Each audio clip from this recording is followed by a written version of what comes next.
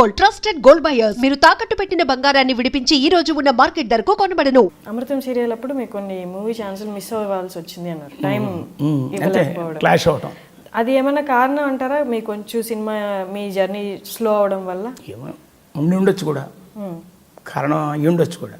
మీరు ఎప్పుడు అనుకోలేదా దానివల్ల అయి ఉంటుందేమో? నేను ఓపెన్గానే అనుకుంటాగా. వాళ్ళు అడిగినప్పుడు నేను అమృతం డేట్లో ఉన్నానని, కుదరదని అట్లా చెప్పుకుంటూ వచ్చాను. అది కూడా ఎఫెక్టేగా అనుకుంటా. అన్నీ తెలిసిన నిజాలేనండి, దానిలో ఏమీ ఇంకో రకంగా అనుకోవాల్సింది లేదు. మీరు చేయాలి అనుకున్న పాత్రలు, చేసిన పాత్రలు, సాటిస్ఫాక్షన్ పాత్రలు ఏమైనా ఉన్నాయి? ఇది ఎలా ఉంటుందంటే, చేసుకున్నవాడికి చేసుకున్నంత, వచ్చిన వేషం సంతృప్తి చెందదు మనసుకి. ఇంకోటి చేయాలి అనిపిస్తుంది. ఆర్టిస్ట్కి ఆ సంతృప్తి అనేది ఉండదు. సంతృప్తి అసలు ఉండదు, ఎవరికి ఉండదు. ఇంకా చేయాలి. ఈ క్యారెక్టర్ నేను ఉంటే బాగా పండించగలను, కష్టపడతాను, చేస్తాను అని అలా అనుకుంటాం.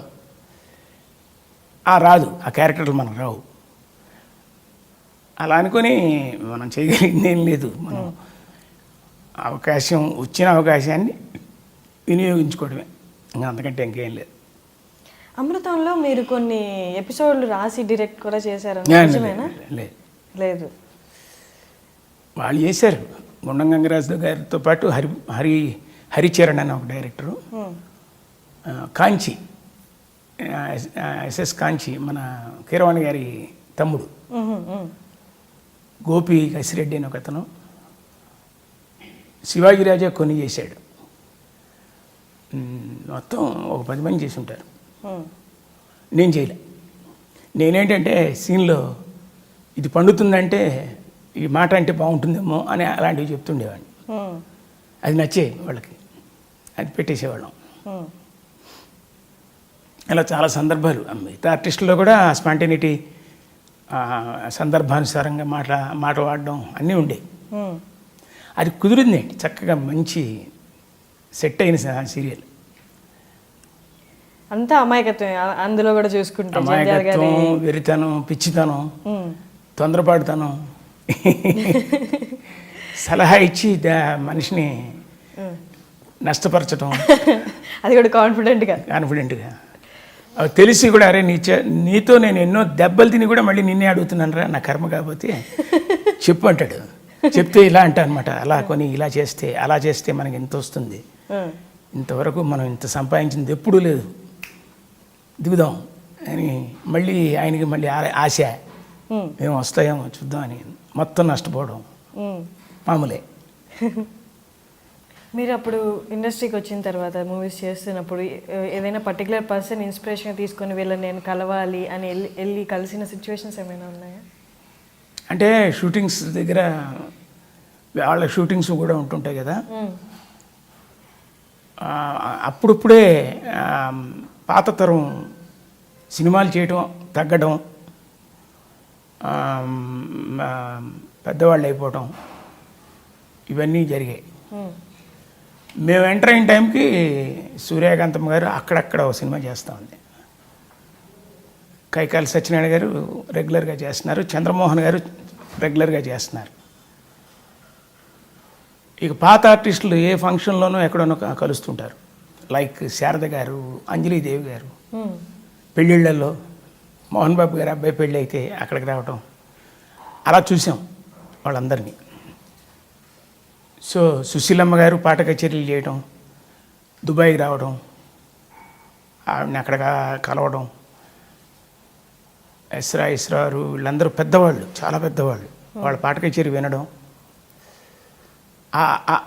కొన్ని అదృష్టాలు మాకు కొద్ది కలిగాయి మ్యాక్సిమం. అలాగే రాజబాబు గారిని, పద్మనాభం గారిని షూటింగ్లో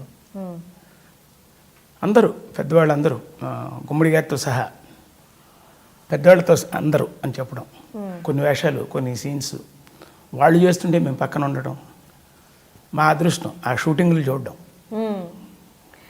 మీరు అన్నారు కదా మీరు స్టేజ్ షోస్ చేసేవాళ్ళు మూవీస్లోకి రాకముందు, అంటే పౌరాణిక నాటకాలు అండి అవి? నాటకాలు వేసేవాళ్ళం, నాటికలు వేసేవాళ్ళం.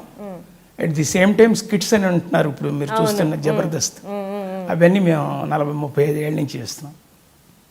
అప్పట్లో కామెడీ అంటే ఎలా ఉండేది? ఆ టైమింగ్ కానీ ఆ క్యారెక్టర్లు కానీ సబ్జెక్టు అనుకుని దానికి యాడ్ లిప్స్ వేసుకుంటూ దానికి ఒక పంచి వచ్చేట్టుగా చేసేవాళ్ళు. మీరే కాన్సెప్ట్ అనుకోవడం అన్నీ మేము అదే అని చెప్పడం తప్పు, కానీ ఒక్కొక్క రాసిని మేము పట్టుకొని చేసేవాళ్ళం. ఈ స్వాతి బుక్స్లో, ఆంధ్రపత్రిక, ఇవన్నీ వీటిల్లో పడేవి కొన్ని. అట్లా పడిన ఇదిలో మన మల్లాది వెంకటకృష్ణమూర్తి గారని ఆయన రైటర్, మీ అందరికీ తెలిసి ఉండాలి. ఆయన రాసిన ఒక కాలం కథ ఏదో ఉండేవి, అలాంటివి పట్టుకొని చేసేవాళ్ళం. అది ఒక స్కిట్గా చేస్తే అది ఇప్పటికీ ఒక 200-300 సార్లు వేసాం. అది అంటే అంత పాపులారిటీ వచ్చింది ఆ స్కిట్ల మీద. అలా మేము చేస్తున్నంత ఇదిలో ఒక 10-15 ఉండేవి. ఆ 10-15 కలిపి మేము ఎక్కడైనా ప్రదర్శించేవాళ్ళం. అప్పుడు వేసేవాళ్ళం, ఇప్పుడు వేసాం. అయ్యే కొత్త స్కిట్లు ఏం కావు, ఫన్ ఉన్న స్కిట్లు, ఎవరిని హట్ చేసే స్కిట్లు కాకుండా అలాంటివి చేసాం. అప్పట్లో ఏవైనా కొంచెం బోల్డ్ క్యారెక్టర్స్ ఉన్నాయి, అవి కూడా చాలా సున్నితంగా చెప్పేవాళ్ళు. మీరు అలాంటి నాటకాలు అందులో పార్టిసిపేట్ చేయడం జరిగిందా? నాటికలు అలాంటివన్నీ కూడా ఎవరిని హట్ చేసే విధంగా ఉండకుండా దానిలో ఉన్న పంచ్ ఏంటి, దానిలో ఉన్న ఫన్ ఏంటి, అది పట్టుకుని చేస్తాం. మీరు వేసిన నాటకాల్లో కానీ ఏమైనా గుర్తున్నాయా డైలాగ్స్ కానీ? ఏమైనా చాలా ఉన్నాయి. బైబిపాటి రాధాకృష్ణ గారని ఆయన మంచి హాస్య రచయిత, బైబిపాటి కామేశ్వరరావు గారి అబ్బాయి. ఆయన రాసిన ఇదేమిటి నాటకమే నాకు పేరు తెచ్చింది. నేను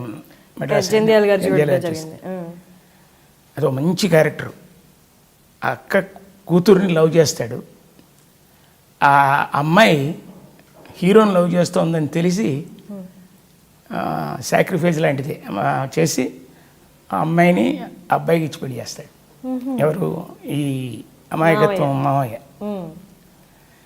ఎంత మంచి క్యారెక్టర్, ఎంత మంచి రచన, ఎంత బ్యూటిఫుల్ డైలాగ్, సాఫ్ట్గా ఎంత కావాలో అంతే ఉంటుంది. దానిలో ఆ నాటకంలో బాగా గుర్తున్నాయి. ఆ ప్లేలో ఏమైనా డైలాగ్ గుర్తుందండి? ఉన్నాయి. చెప్పగలరా? ఒక సందర్భంలో ఇంట్లోంచి వెళ్ళిపోతానంటాడు. అంటే తట్టుకోలేకపోయాడు. ఈ అమ్మాయి నన్ను కాక ఇంకొక అబ్బాయిని ప్రేమించింది అని తట్టుకోలేక బావగారింట్లో పెరుగుతుంటాడు వీడు. అది అనుకుని ఓ బ్యాగ్ తీసుకుని బయలుదేరాడు. అమ్మాయి వచ్చి అడిగింది, ఎక్కడికి మా వెళ్తున్నావు? ఇంటికి. ఎందుకని? ఏమో వెళ్ళాలనిపించింది, వెళ్ళిపోతున్నా. మా నీ మనసులో మాట చెప్పకుండా వెళ్ళిపోతే నా మీద పెట్టాడు. అంటే ఎంత సున్నితంగా ఉంటాయి క్యారెక్టర్లు అని చెప్పడం. శాంత, నా మాటలకు అడ్డు రాకు, వస్తే ఈ మాటలు కూడా రావు. ఎందుకు పనికిరాని ఈ మావయ్య అంటే నీకు ఎంతో ఇష్టం అని, నేను ఏమన్నా నవ్వుతావని చచ్చిపోయేదాకా జ్ఞాపకం పెట్టుకుంటా.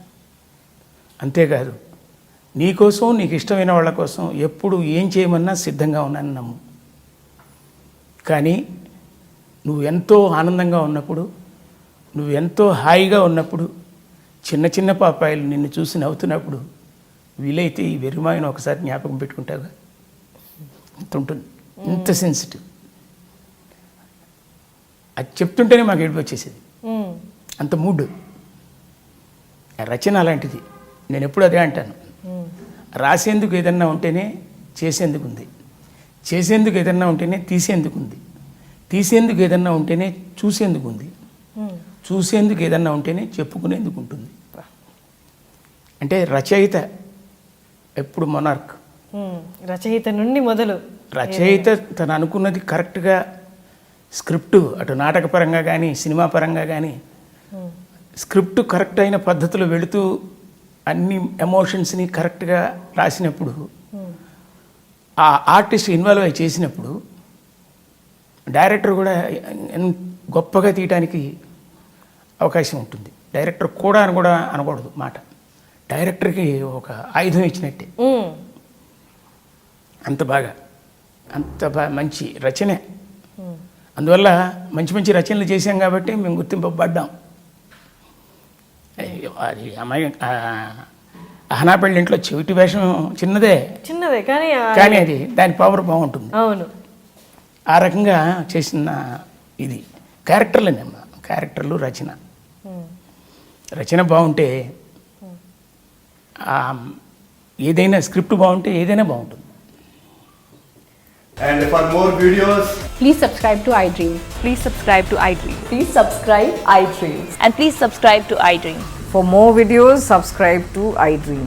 please like, share and subscribe to the channel. Congratulations, iDream. Subscribe to iDream. Subscribe to iDream. So subscribe to iDream Media. iDream ki iDream team andarki huge congratulations. Please subscribe iDream Media. Please subscribe to iDream.